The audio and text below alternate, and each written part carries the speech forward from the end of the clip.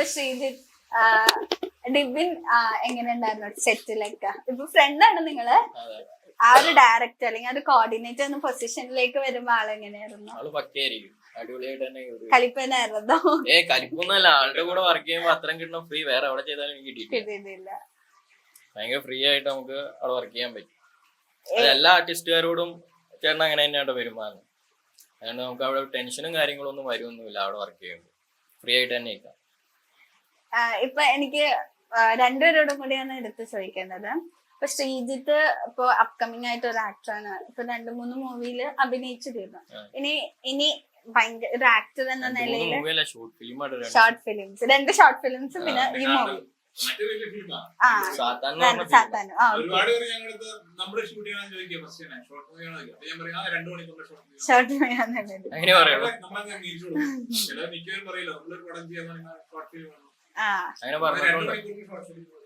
ഇവിടെയാണ് ഞാൻ നേരത്തെ പറഞ്ഞത്, ആൾക്കാര് പലപ്പോഴും നമ്മൾ അക്സെപ്റ്റ് ചെയ്യാൻ മടിക്കുന്നുണ്ടോന്ന് ഞാൻ ചോദിച്ചത്. ജഡ്ജ് ചെയ്യാൻ പറയുന്നത്.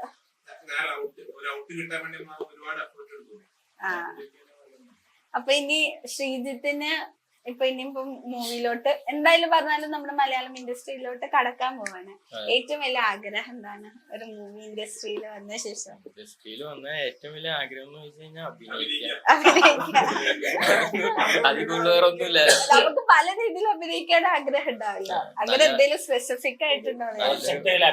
നല്ലൊരു വേഷം കിട്ടുകയാണ് ചെയ്യാത്രേ ഉള്ളൂ. ഡിഫറെന്റ് സാധാരണ വില്ലനായിട്ടല്ല, എനിക്ക് ഭയങ്കര ഇഷ്ടപ്പെട്ട റോൾ തന്നെയാണ്. അങ്ങനെയൊക്കെയുള്ള റോൾ കിട്ടുവാണെങ്കിൽ എന്തായാലും അഭിനയിക്കുന്നത്. ഡിബിന്റെ ആഗ്രഹം എന്താണ്? ഒരുപാട് ലൈൻ ഉണ്ട്, ഞാൻ തന്നെ ചിന്തിക്കാം ഞാൻ എന്ത് ചെയ്യണം. ഞാൻ ഡയറക്ഷൻ ആക്ടിങ്. എനിക്ക് നമുക്ക് പണി അറിയാം എഡിറ്റിങ്, പക്ഷെ ചെയ്യാൻ താല്പര്യമില്ല. അത് സമയം എടുക്കും, പിന്നെ ചെയ്യാൻ താല്പര്യം. മറ്റേത് നമ്മൾ ചെയ്തു പോയി. നമുക്ക് അങ്ങനെ ഒരു പാഷൻ ഉള്ള കാരണം പഠിക്കേണ്ടി വന്നു, ക്യാമറ ചെയ്യേണ്ടി വന്നു. എനിക്ക് ക്യാമറ, സിനിമയിൽ ക്യാമറ ചെയ്യണമെന്ന് എനിക്ക് ഇൻട്രസ്റ്റ് ഇല്ല. എനിക്ക് ആകെ ഇൻട്രസ്റ്റ് ഉള്ള ഡയറക്ഷൻ, ആക്ടിങ്, ബാക്കി പഠിച്ചു, അത്രേ ഉള്ളൂ. ഈ ഫൺ ചേസ് എന്നല്ലേ പറഞ്ഞ നമ്മുടെ സന്തോഷായിട്ടുണ്ടായത്. അപ്പൊ അതിലേക്ക് ആളെങ്ങനെ എടുത്തത്? ശരിക്കും പറഞ്ഞാല് ആള് വിളിച്ച് അതെ, എങ്ങനെ ഏതെങ്കിലും ഷോർട്ട് ഫിലിം കണ്ടിട്ടാണ്? എന്റെ മൈൻഡില് ഇങ്ങനെ തോന്നി ചേട്ടന്റെ പോപ്പുലാരിറ്റി. അപ്പൊ എനിക്കിങ്ങനെ തോന്നി, വേറെ ഒന്നുമല്ല, ഇപ്പൊ വേറെ കുറച്ച് റിവ്യൂസും കൂടെ ഉണ്ടല്ലോ, എനിക്ക് അതില് ബെറ്റർ റിവ്യൂവറെ ചേട്ടനായിട്ട് തോന്നി. ഈ ചേട്ടനെ പ്ലേസ് ചെയ്താലോ എന്നിങ്ങനെ തോന്നി.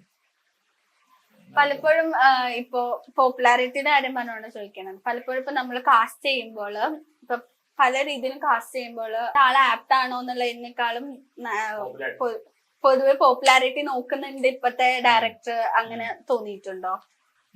എനിക്ക്